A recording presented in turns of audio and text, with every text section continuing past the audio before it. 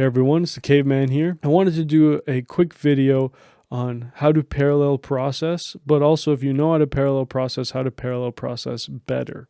To explain it, let's talk about it in contrast to series processing. Now, if we're looking at this track here, so I have these vocals, and what we have is initially we have series processing, meaning we're moving from one device to the next. So we're moving from the utility to the compressor and then into this audio effect rack. This is called series. Now, when we come into the audio effect rack, what happens is we actually split the signal into two different signals. So basically, in Ableton, if you grab any device, and you could do this with VSTs, like instrument VSTs, signal processors, or effects, if you Control or Command G, you create a group, and within the group you can have these chains.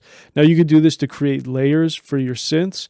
You could do this for effects, like if you want to put reverb directly on a channel, but have it more work like a return track. And I guess I should mention, it's worth noting that return tracks are parallel processing, right? We put our time-based effects on auxiliary tracks. It allows us to separate the signal and have a dedicated area for that effect. So if you have a reverb and you want to send multiple things to the reverb, well, to save, computer power, you can have a bunch of different things sent to one reverb. If you're working on a rock song with real musicians and you're multi-track recording, you're going to be much better off using auxiliary tracks for your effects. However, when you start doing a little more experimental music or more electronic music, your effects tend to become more part of the sound design rather than just creating space. That's when I prefer using my effects. Like I'll put a reverb on a bass sound in parallel with this. But I also want to talk about how do you do this kind of parallel processing if you're not in Ableton. It's actually really simple.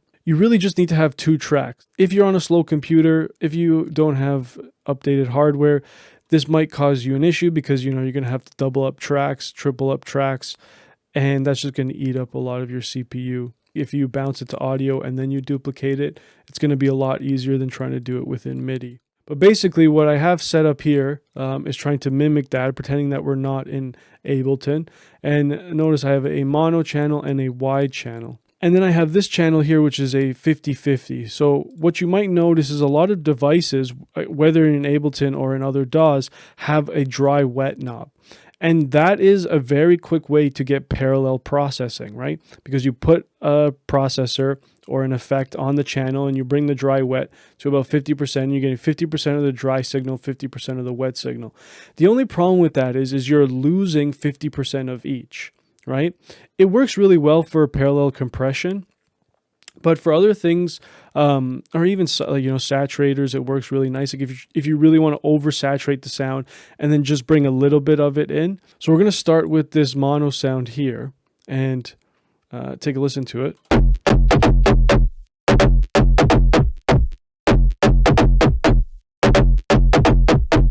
What I have down here is a wide section, and the only difference between this, other than the fact that I've saturated a little bit more just to give it an extra bite and some EQ, is all I have is a chorus. You can do this with delays, you can do it with reverb, you can use anything you want to create width. I just prefer the sound of the chorus. Now if we take a listen to both of them together,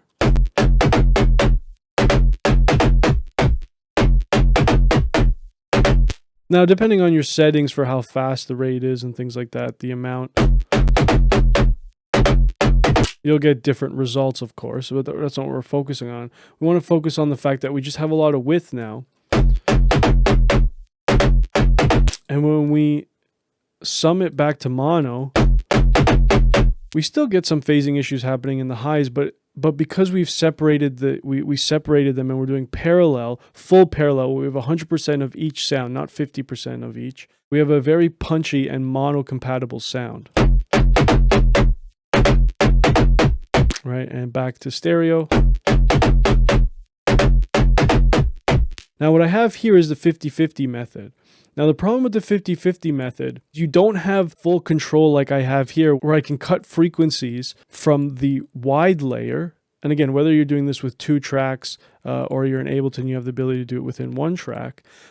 by splitting the signal completely, we have way more control than you could ever have with just using a 50-50 method. And so in this 50-50 method, we don't have the ability to crunch the width a little more, and we also don't have the ability to remove the lows from the width, right? Because this is still giving us 50% of the original signal and 50% of the chorus signal, but the chorus has nothing cutting out the low end. So if we listen to it, you'll notice right off the bat two things. In both stereo and mono, it's going to sound a lot worse. Now, would you put it at 50-50? Maybe not. But what I want to showcase is that in this situation, we're essentially doing 50-50, right? Because each of them, we're doing 100 and 100, but if you're thinking about the entire sound as a whole, it's 50-50. And so I'm trying to mimic that 50-50 idea with just having the dry wet down. So we're getting this weird width because the low end is getting wider as well. But it's also like what I've also done here is I've set a bunch of limiters for -6, so none of these sounds can go above -6. So if we listen to this, we're at -6, and we listen to this, we're at -6. Peaking, I mean, our RMS is obviously lower, and that's what's causing it to sound quieter. But again, that's going to happen because we don't have the full 100% of each signal. We're doing 50-50. Now, if we listen to it in mono, you'll hear just how bad it sounds as well. The whole sound becomes hollow and phasey, sounds like it's been pushed back comparatively to the 100% method.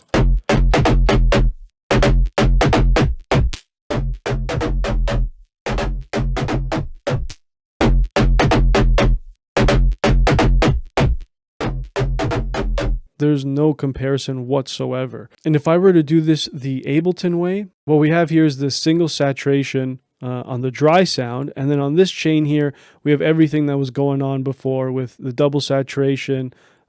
We can ignore the spectrum with just some EQ, cleaning out the lows, and then creating the width, and then again, just fixing up some of the frequencies on the width side.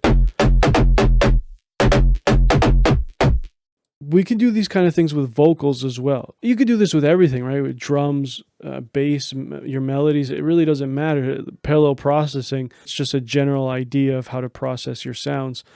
It's not something you always want to do, but in a lot of cases, it might be the best thing for you. Now we have these vocals here, and I have a dry chain, so you can think of as a layer, a dry layer, and a distorted layer. We're going to listen to just the dry. If you ever gonna love me, you better boot up, you come prepare. Come prepare. If you ever gonna love me, you better boot up, you come prepare. Come prepare. So yeah, I mean, they sound great. They're dry vocals that I got from Splice. Let's say we wanted to add some saturation to them, right? So let's take a saturator, and I'm going to leave this muted, and we'll pretend this doesn't exist.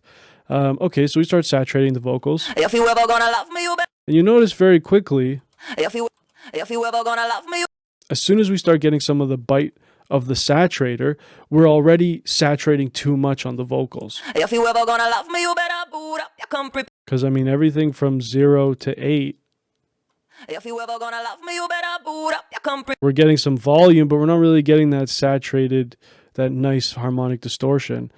If you ever gonna love me, you better boot up. So you could leave it about there, but maybe if you want more, If you ever gonna love, but then we're already at too much, right? And we could lower the volume, but again, it depends on the genre you're making, of course. Using the same idea, now again, you can still achieve this by having 2 tracks if you're not in Ableton and doing the exact same. But I have the dry here, and we're going to turn on this distorted layer here.